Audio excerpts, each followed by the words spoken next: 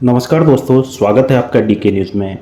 दोस्तों, कारगिल की जंग को कौन भूल सकता है, जब देश की सीमा में घुस आए दुश्मनों को खदेड़ने के लिए भारतीय सेना के जांबाजों ने अपनी जान की बाजी लगा दी थी। 26 जुलाई 1999 को इस जंग में भारत की विजय का ऐलान किया गया और कारगिल की चोटियों पर शान से तिरंगा लहराने लगा। उसी जीत की याद में हर साल 26 जुलाई को कारगिल विजय दिवस के रूप में मनाया जाता है। कारगिल युद्ध के कई हीरो रहे। इन्हीं में से एक हैं परमवीर चक्र विजेता योगेंद्र सिंह यादव, जिन्होंने एक नहीं, दो नहीं, 17 गोलियां खाई थी, लेकिन दुश्मन से लड़ते रहे और टाइगर हिल को फतह कर लिया। उन्हें हीरो ऑफ द टाइगर हिल कहा जाता है। ये कहानी भले ही किसी बॉलीवुड फिल्म की स्क्रिप्ट की तरह हो, लेकिन ये परमवीर चक्र विजेता योगेंद्र सिंह यादव ही थे जिन्होंने अपने अदम्य साहस के दम पर अकेले टाइगर हिल पर भारतीय सेना का कब्जा दिला दिया था। उस समय उनकी उम्र मात्र 19 साल थी। योगेंद्र सिंह यादव बुलंदशहर जिले में औरंगाबाद अहीर के रहने वाले हैं और फिलहाल गाजियाबाद में रहते हैं। इनका जन्म 10 मई 1990 को हुआ। महज 16 साल 5 महीने की उम्र में योगेंद्र यादव सेना की 18 ग्रेनेडियर में भर्ती हुए।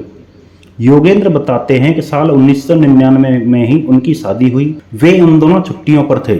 शादी को 15 दिन बीते थे कि कमांड से बुलावा आ गया। पता चला कि सरहद पर युद्ध छिड़ने वाला है, इसलिए छुट्टियां रद्द कर दी गई हैं। शादी की मेहंदी छूटी नहीं थी कि योगेंद्र सारा सामान पैक करके देश की रक्षा करने सरहदों की तरफ चल पड़े। ऑपरेशन विजय के दौरान वे 18वीं ग्रेनेडियर्स की घातक प्लाटून के सदस्य थे। 5 जुलाई को 18 ग्रेनेडियर्स के 25 सैनिक फिर आगे बढ़े। पाकिस्तानियों ने उन पर जबरदस्त गोलीबारी की। 5 घंटे तक लगातार गोलियां चली। 18 भारतीय सैनिकों को पीछे हटने के लिए मजबूर होना पड़ा। अब वहां सिर्फ 7 भारतीय सैनिक बचे थे। द ब्रेव लिखने वाली रचना बिष्ट रावत बताती हैं कि 11:30 बजे करीब 10 पाकिस्तानी ये देखने नीचे आए कि भारतीय सैनिक जिंदा बचे हैं या नहीं। हर भारतीय सैनिक के पास सिर्फ 45 राउंड गोलियां बची थीं। उन्होंने उन्हें पास आने दिया। उन लोगों ने क्रीम कलर के पठानी सूट पहन रखे थे। जैसे ही वो इनके पास आए, 7 भारतीय सैनिकों ने फायरिंग शुरू कर दी। उनमें से एक थे बुलंदशहर के रहने वाले 19 साल के ग्रेनेडियर योगेंद्र सिंह यादव। वे याद करते हैं, हमने पाकिस्तानियों पर बहुत पास से गोलियां चलाई और उनमें से 8 को नीचे गिरा दिया, लेकिन उनमें से 2 लोग भागने में सफल रहे।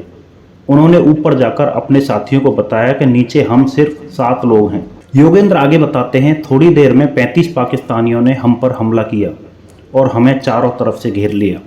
मेरे सभी साथी मारे गए। मैं भारतीय और पाकिस्तानी सैनिकों की लाशों के बीच पड़ा हुआ था। पाकिस्तानियों का इरादा सभी भारतीयों को मार डालने का था, इसलिए वे लाशों पर भी गोलियां चला रहे थे। मैं अपनी आंखें बंद कर अपने मरने का इंतजार करने लगा। मेरे पैर, बाह, शरीर के दूसरे हिस्सों में करीब 15 गोलियां लगी थीं, लेकिन मैं अभी तक जिंदा था। इसके बाद जो हुआ वह किसी फिल्मी दृश्य से कम नाटकीय नहीं था। योगेंद्र बताते हैं कि पाकिस्तानी सैनिकों ने हमारे सारे हथियार उठा लिए, लेकिन वो मेरी जेब में रखे ग्रेनेड को नहीं ढूंढ पाए। मैंने अपनी सारी ताकत जुटाकर अपना ग्रेनेड निकाला, उसकी पिन हटाई और आगे जा रहे पाकिस्तानी सैनिकों पर फेंक दिया। वे ग्रेनेड एक पाकिस्तानी सैनिक के हेलमेट पर जा गिरा। उसके चिथड़े उड़ गए। मैंने एक पाकिस्तानी सैनिक की लाश के पास पड़ी हुई पीका राइफल उठा ली। मेरी फायरिंग में 5 पाकिस्तानी सैनिक मारे गए।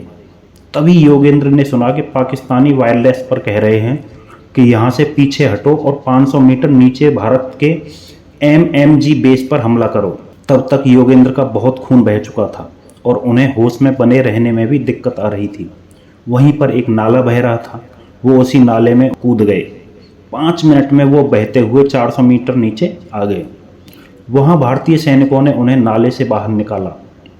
उस समय तक यादव का इतना खून बह चुका था कि उन्हें दिखाई तक नहीं दे रहा था। लेकिन जब उन्हें CO खुशहाल सिंह चौहान ने पूछा, क्या तुम मुझे पहचान रहे हो? यादव ने टूटती आवाज़ में जवाब दिया, साहब मैं आपकी आवाज़ पहचानता हूँ। जय हिंद साहब। योगेंद्र ने खुशहाल सिंह चौहान को बताया कि पाकिस्तानियों ने टाइगर हिल खाली कर दिया है और वो अब हमारे MMG बेस पर हमला करने आ रहे हैं। इसके बाद यादव बेहोश हो गए। कुछ देर बाद पाकिस्तानी सैनिकों ने जब वहां हमला किया तो भारतीय सैनिक उसके लिए पहले से तैयार थे। यादव को उनकी असाधारण वीरता के लिए भारत का सर्वोच्च वीरता सम्मान परमवीर चक्र दिया गया। उधर नीचे से रेडियो संदेश की झड़ी लगी हुई थी।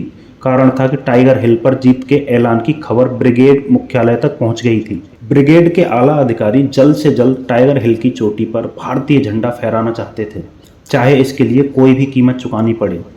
ये भारतीय सेना के लिए इज्जत का सवाल था, क्योंकि दुनिया को बताया जा चुका था कि टाइगर हिल उनके कब्जे में आ चुका है। इसी बीच 18 ग्रेनेडियर्स की एक कंपनी कॉलर चोटी पर पहुंच गई, जिसकी वजह से पाकिस्तानियों को अपने इलाके की रक्षा करने के लिए कई हिस्सों में बंटना पड़ा। हरिंदर बवेजा अपनी किताब में लिखती हैं, भारतीय इसी मौके का इंतजार कर रहे थे। इस बार 23 साल के कैप्टन सचिन निबालकर के नेतृत्व में भारतीय सैनिकों ने तीसरा हमला बोला।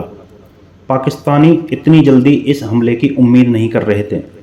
निबालकर को रास्तों का पूरा पता था, क्योंकि वो 2 बार पहले ऊपर और फिर नीचे जा चुके थे। उनके जवान बिना कोई आवाज़ किए हुए टाइगर हिल की चोटी पर पहुंच गए और मिनटों में उन्होंने टाइगर हिल पर पाकिस्तानियों के 8 बंकरों में से एक बंकर पर कब्जा कर लिया। यहाँ पर पाकिस्तानियों ने आमने सामने की लड़ाई लड़ी। अब उन्हें ऊंचाई का कोई फायदा नहीं मिल पा रहा था। रात 1:30 बजे टाइगर हिल की चोटी भारतीय सैनिकों के नियंत्रण में थी, लेकिन टाइगर हिल के दूसरे हिस्सों पर अब भी पाकिस्तानी सैनिक डटे हुए थे।